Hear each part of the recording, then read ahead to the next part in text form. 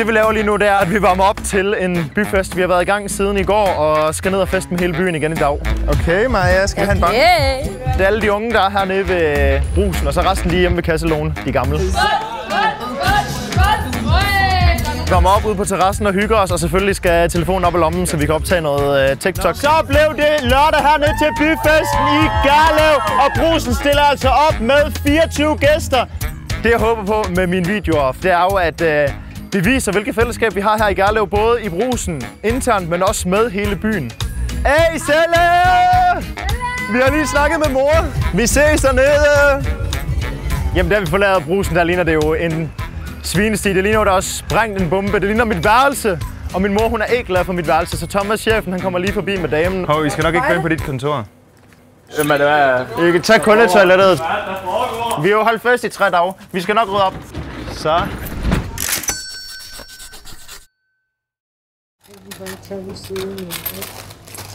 $275. Du må hellere huske det kort her. Ja, den er lige her, den berømte seddel, hvor vi skriver ud hver uge om, hvordan den forrige uge er gået omsætningsmæssigt og avancemæssigt. Året til og med uge 26, der er vi 574.000 kroner under budget på omsætning og 342.000 under budget på avancen. Så der mangler nogle penge. Det er mega svært, og det bliver aldrig nogen nem opgave, det tror jeg ikke på. Det kan godt være, at vi kommer lidt til, hvor vi forventer udvikling, men det bliver aldrig sådan, at vi skal stoppe med at kæmpe for det. Det tror jeg ikke. Det bliver ved med at være svært altid. Har du i posen? Der er 3 rundstykker.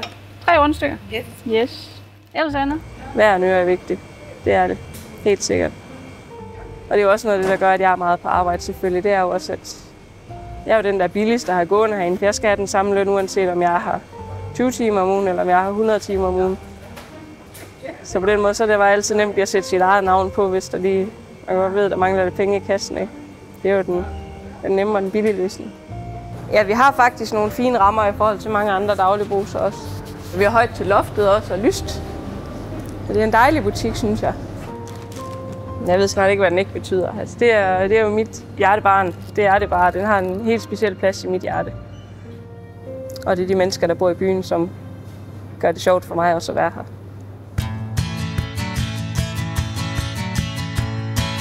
Jeg er på vej til Pindstrup, ud til min kollega Sissel, som har dagligbrusen ude i Pindstrup. Vi skal ud og snakke med hende og prøve at se, om vi kan komme med nogle gode idéer og nogle råd til, hvad hun kan gøre for at prøve at skaffe flere kunder og ind i butikken hæve omsætningen. Lave nogle flere penge i kassen, kan man sige. Så de har inviteret mig med og min kollega Nikolaj, der har dagligbrusen ude på Helgenæs. Vi er dagligbrusen Brugsen, og vi passer på hinanden, uanset hvorhen vi er i landet. Goddag. Velkommen til. Så går vi. Ja, Nikolaj. Velkommen til. Det var 3. Nu så skal vi bare i gang. Det skal vi. Simpelthen. Ja.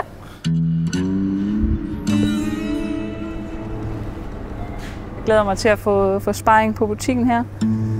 Vi er alle sammen gode til noget forskelligt, og jeg håber rigtig meget, at de kan give mig nogle inputs til, hvordan jeg kan gøre nogle ting bedre og smartere her i Pindstrup. Det kunne du sagtens godt skilte på tydeligere. Skulle man hænge nogle Irma-skilte ned eller et eller andet, ikke? Der er nogle små ting her der, som jeg måske vil ændre lidt på, men hun kan jo nok sige det samme, hvis hun kom til Samsø og besøgte min butik. I forhold til vognene sidste, hvordan vi har 3 hele, og vi har 2 børnevogne. Ja, jeg tror, vi har en 6-7 vogne eller sådan noget normalvis. Lige nu tror jeg, der er lige nogle pakkemænd, der har brugt nogle, og så har vi en kunde også, der tit lige låner en med hjem. Okay. Men den kommer igen. Men det er så, okay. Hvis han lige har købt lidt mere, end han lige tænkte, så låner han den bare med hjem. Ja. Vi går rundt i butikken og kigger lidt efter, har vi styr på basis, ikke? Og det får vi hurtigt fundet ud af, at det har vi jo i bund og grund. Der er varer på hylderen. Men også ligeledes får vi jo kigget efter, er der nogle ting, der måske halter lidt, som vi kan belyse den dag. Se, kan vi rykke på nogle ting til at få tingene til at gå op i en højere enhed? Jeg tror ikke, du tager sådan en ramme under armen, hvis du bare skal ind og have en pakke smøger. Min første tanke er, at der er nogen forkert varer, og så er der også nogle varer ude i det vindfang, som måske bare helt skal fjernes nu. Lad os så sige, at det havde været løs sodavand i en køledumper. Så tror jeg, det havde været nemmere, fordi så kan vi tage 1 eller 2. alt efter hvad tilbud man kører. Men det er for voldsomt at tage. Jeg synes, det er rigtig dejligt, at de har taget sig tid til at komme forbi her. Det er altid rart at spare med nogle andre kollegaer. Det er tit det, vi mangler i de her små butikker, fordi vi er så få personale, som vi er. Så vi mangler noget sparring i hverdagen. Så det er fedt, at der er nogle uddelte kollegaer, der har tid til at komme her forbi mig.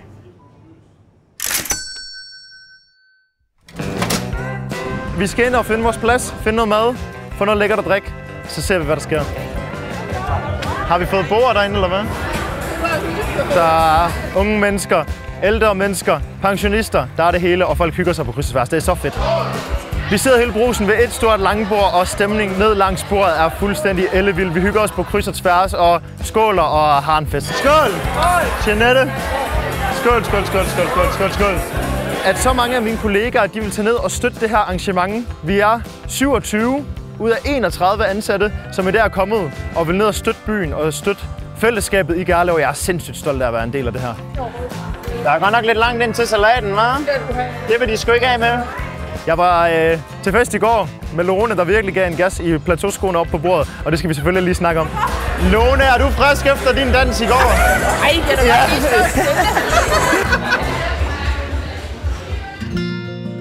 Når jeg ikke er købmand, og når jeg ikke er albinoen på TikTok, så sover jeg, tror jeg. Jeg tror næsten ikke, at jeg er en anden person. Men jeg er jo selvfølgelig Martin, imens det er, at jeg også er købmand og også er albinoen inde på TikTok. Jeg oplever, at enormt mange så skævt til mig, dengang jeg valgte at gå den her vej. Den var meget imod normerne for, hvad man normalvis gør, eller hvad vi bliver skubbet til at skulle på universitetet og til at læse videre og alle mulige andre ting. Jeg bor stadig hjemme med mine forældre, og jeg er aldrig nogensinde kommet videre fra Gerlev. Jeg har arbejdet her i 10 år. Det er sådan lidt sådan en plakat af sådan en fiasko, man hører om, når man går i skole, eller man snakker om, at så arbejder man bare i butik. Det er noget, jeg har haft det vildt svært ved, fordi at jeg jo egentlig havde planer om alle mulige andre ting. Jeg havde naturvidenskabelig linje på gymnasiet, og troede jo, at jeg skulle være læge, eller jeg skulle være et eller andet. Og nu er jeg kassedame nede i Brugsen i Gerlev. Altså, hvor fedt lyder det i forhold til at være tandlæge eller advokat? Hvornår mødte du i morges? Om 4. Klokken 4? Ja. Det sagde på tidligt. jo, men solen var stået op. Så næsten. Var solen næsten stået op? Og for fanden. Er det ikke... Altså klokken 4 om morgenen, det er sgu tidligt. Ja. Det skal hun passe på med, fordi det kan godt blive stressende over lang tid. Og når hun så siger, at en af hendes ting, hun mangler, det er tid. Og det får jeg hurtigt lidt is i maven over, at fordi jeg har selv prøvet det en gang, og hvor jeg så siger, at det skal vi simpelthen have løst nu her, fordi ellers så brænder man simpelthen ud på det her. Er det hver dag, eller hvad? Ej, det er det ikke. Nej. Hvad skyldes det? Er der noget... Jamen, nu skal jeg lige være klar til, at I kom i dag, ikke? Og sådan noget, og... Vi er jo bare almindelige kunder. Lidt tal og sådan noget. Vi er helt almindelige. Jo. Det er jo smadret ærgerligt, at vi skal høre, at hun er mødt så tidligt ind, og vi ved jo, det er ikke første gang, at hun møder tidligt eller bliver rigtig, rigtig sen om aftenen. Men det viser jo selvfølgelig også, at hun vil den her butik. Hun elsker det, hun laver. Og det gør vi jo alle sammen. Men vi skal også sørge for at have vores privatliv til at hænge sammen i sidste ende. For vi kan godt holde til i perioder og arbejde rigtig meget, men det kan vi altså ikke i længden. Men der er ikke for mange af de dage, vel? Jeg med hjertet siger til hende, det skal vi altså have kigget ind i. Vi har bare set mange eksempler i butiksverdenen på vores kollegaer, der simpelthen går ned med stress. Vil du sgu ikke miste nogen kollegaer? Nej, vi har mistet rigeligt. Og vi skal passe på hinanden. Selvom at hun ligger mange kilometer væk fra mig, så er hun stadig min kollega. Ja. Nu møder jeg først klokken. Men det står i hvert fald 9 på skemaet i morgen, så kan det godt være, at det bliver lidt tidligere alligevel. Men Vi har fået noget mad i mausen, og nu er klar til, at der virkelig skal ske noget. Så jeg samler alle de unge, så vi kan starte en fest. David og Jonas, vi spiller nu! Det vi bruger til at spille det her kævle med, det er Patricks ordentlige 46 træsko. Og den kan jo virkelig slå sådan en glasflaske ned. Løb for satan! Hvert år der laver jeg en video fra den her byfest, som er en af de store aktiviteter i Gerlev, som er en ret stor video, som mine følgere er rigtig glade for. Til TikTok'en. Resten af aftenen den står på fis og ballade og spas og løjer. Hvem er klar på et game mere? Flere spil, gode snakke. Vi ser, hvad der sker. Størrelse 6.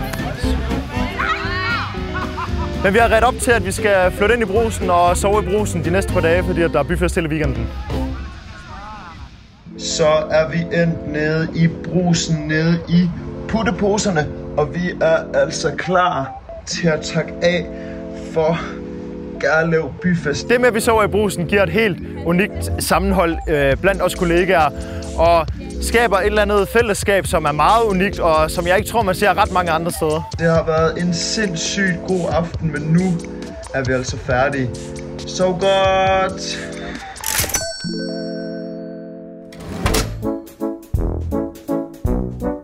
Da vi nærmer os kasselinjen, efter at have været rundt om tingen, så har de sådan en lille køledisk med kager, og det er jo altså i min verden rigtig kager fra bageren. Altså, nu er jeg nødt til at lige sige, der er jo de rigtige havregrynskager her. Ja. Der er den der havregrynskage med den der tynde dej, der knækker, når man bider i den. Altså, det er sådan noget, der er fantastisk at se i sådan en butik her, og det er fordi, det er en lokal butik. Man har et samarbejde med den lokale bager. Altså, det er jo fantastisk. Jamen, de kommer til at snakke om kager, da vi går forbi derovre. Jeg tror egentlig bare, at måske har de lyst til en kage. Så derfor var det lige nemt at snakke om. Men det er jo fordi, vi har kager fra Auning Bageri, hvor de andre de har bake-off. Så derfor så er det jo noget andet for dem. Jeg skal altså have kage med hjemme i dag. Skal du det? Skal jeg det? Ej. Og trøfler og det hele, ja. Men der kan man jo også de er rigtig kajkager. Og hvis der er noget, vi som uddeler, der driver sådan små butikker, godt kan lide, så er det lokale varer. Hvor vi siger, nej, får du kage fra et lokalt bageri? Og det kan vi jo gå helt op i en højere enhed på. Altså det kan jo også godt være misundelig på. Det kan vi for eksempel ikke få ud på Helgenes, ikke? Jeg skal have kage med hjem.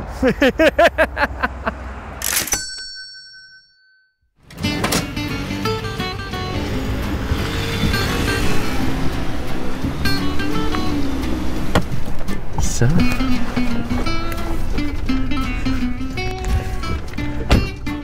Må vi hellere have lidt bobler med i dag. Det er jo fredag. Jeg valgte at tage en tur ned og besøge min svigerfamilie sammen med min kæreste i Bønderup. Goddag. Hej Nico. Ja.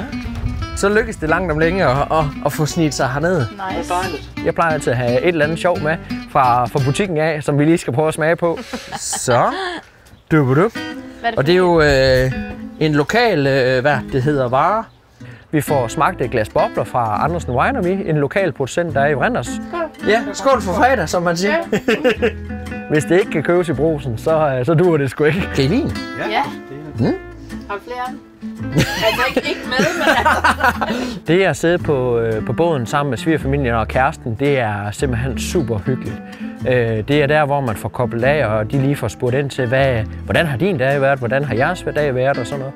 Ja, for jeg skal ud i Brugsen i morgen tidligere lige og sælge noget morgenbrød.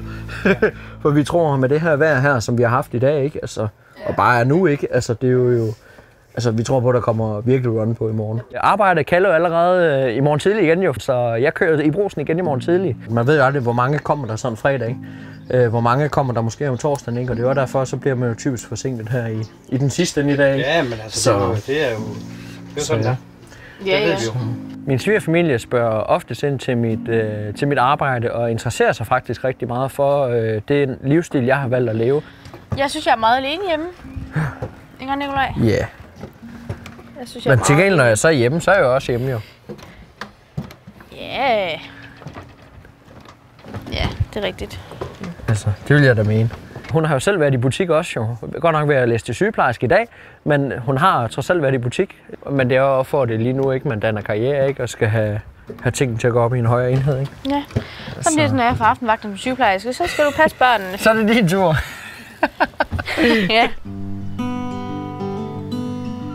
Vi mødte jo hinanden dengang i Kvickly, min kæreste og jeg. Det skulle da super lækkert hernede i dag, det er.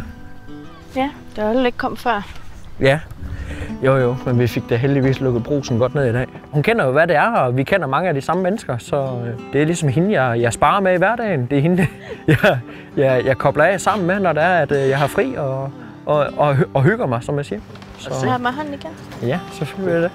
Uden at lyde klog, ikke? Ja. Så tror jeg, det er Anholt, der ligger derude. Helt derude. Jeg kan sgu ikke se så langt. Fryser du? Ja. Vil du holde om mig? Ja, selvfølgelig var jeg det. Jeg fryser faktisk fucking meget. Havde det været dårligt vejr, så havde jeg faktisk overnattet hernede sammen med svigerfamilien og kæresten. Og hvad var det, man kaldte det her? Det var millionærdammen, ikke? Men den er altså sød, den der grønærten, den er. Hvad vil du sejle den? Ja, det kunne være, vi kunne lære det jo. Så vi kører hjem her i aften igen, så vi er klar til at åbne døren igen i morgen på Helgenæs. Det er jo det værste, der kan ske. Nu ringer de sgu fra Brugsen, der er alarm. Ej, jeg skal have en blank. Jeg har lidt manglet en gruppe. Jeg har aldrig nogensinde troet, at jeg skulle stå her i dag. Hvorfor drikker du sådan en chokolademælk? Vi kan jo måske tale om nogle ting, som vores partner derhjemme måske ikke vil forstå. Det er stressende, men det er sjovt stress.